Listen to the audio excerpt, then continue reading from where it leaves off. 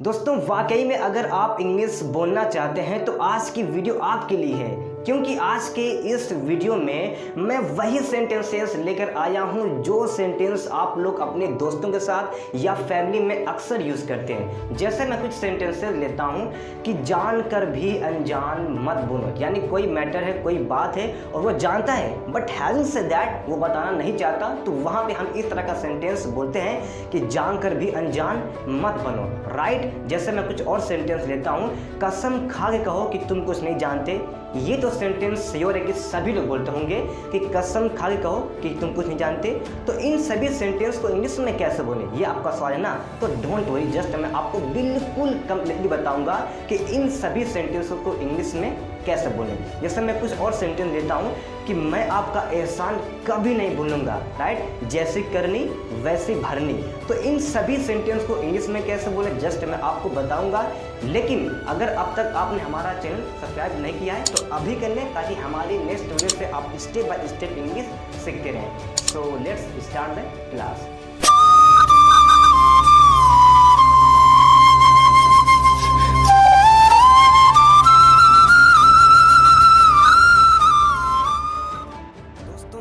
हमारा पहला सेंटेंस है, मैं सुख दुख में तुम्हारे साथ हूँ। हम इस तरह का सेंटेंस अपने दोस्तों के साथ अक्सर बोलते हैं कि डोंट वरी यार, मैं तुम्हारे साथ हूँ। तो अगर आपको इस तरह का सेंटेंस बोलना हो कि मैं सुख दुख में तुम्हारे साथ हूँ, तो आप इससे इंग्लिश से बोलेंगे I am stay with you through thick and thin. I am stay with you through thick and thin. Next sentence लेते हैं दोस्तों। हमारा नेक्स्ट सेंटेंस है, वो रोते रोते मेरे पास आया। इस तरह का सेंटेंस हम लोग अपने घर में अक्सर बोलते हैं कि वो रोते रोते मेरे पास आया, यानी कोई बच्चा था और रो रहा था और वो रोते रोते मेरे पास आया। तो आप इससे इंग्लिश से बोलेंगे he came crying to me. He came crying to me. दोस्तों क्राइंग के बजाय आप वीपिंग भी कर सकते हैं, क्योंकि आप जानते हैं कि वीप और क्राई दोनों का अर्थ एक ही होता है, रोना। तो आप ऐसे भी कह सकते हैं he came weeping to me. He came weeping to me. Clear है? चलिए नेक्स्ट सेंटेंस लेते हैं दोस्तों। हमारा नेक्स्ट सेंटेंस है, नेता घर घर जाकर वोट मांगते हैं। Yes, it is absolutely right, क्योंकि जब इलेक्शन की टाइम होती है तो नेता लोग क्या करते हैं, घर घर जाके वोट मांगते हैं, कहते हैं give me vote then I will help you. तो वहाँ पे हम इस तरह का सेंटेंस बोलते हैं कि नेता घर घर जाकर वोट मांगते हैं। तो आप इससे इंग्लिश से बोलेंगे प्यारे दोस्तों, leaders ask for the vote by going each and every house. Leaders ask for the vote by going each and every house. चलिए नेक्स्ट सेंटेंस लेते हैं दोस्तों। हमारा नेक्स्ट सेंटेंस है, वहाँ पर बहुत टाइम लग गया। दोस्तों ये सेंटेंस हम लोग अक्सर बोलते हैं जब हम मार्केट जाते हैं और अगर हम जब पैक्ड में फंस जाते हैं तो क्या कहते हैं, यार वहाँ पर बहुत टाइम लग गया। तो अगर आपको इस तरह का सेंटेंस बोलना हो कि वहाँ पर बहुत टाइम लग गया, तो आप इससे इंग्लिश से बोलेंगे it took a long over there. It took a long over there. चलिए नेक्स्ट सेंटेंस लेते हैं, इसमें घबराने वाली क्या बात है। इस तरह का सेंटेंस बोलते हैं कि यार इसमें घबराने वाली क्या बात है। तो आप इससे इंग्लिश से बोलेंगे what's the upsetting matter in this. Next sentence दोस्तों। हमारा नेक्स्ट सेंटेंस है, आपका एहसान मैं कभी नहीं भूलूंगा। यानी अगर कोई बंदा हमारी मदद कर देता है और हम वहाँ पे खुशी से कहते हैं आपका एहसान मैं कभी नहीं भूलूंगा, तो आप इससे इंग्लिश से बोलेंगे I will remain in dept you. I will remain in dept you. Next sentence लेते हैं दोस्तों। हमारा नेक्स्ट सेंटेंस है, तुम हर चीज़ इतने हल्के में क्यों लेते हो। ओके, तो आप इससे इंग्लिश से बोलेंगे why do you take everything so lightly.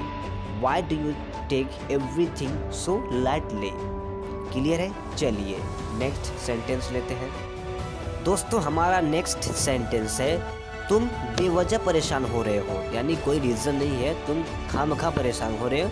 तो आप इससे इंग्लिश से बोलेंगे you are unnecessarily getting worried. You are unnecessarily getting worried. चलिए नेक्स्ट सेंटेंस लेते हैं दोस्तों हमारा नेक्स्ट सेंटेंस है जानकर भी अनजान मत बनो।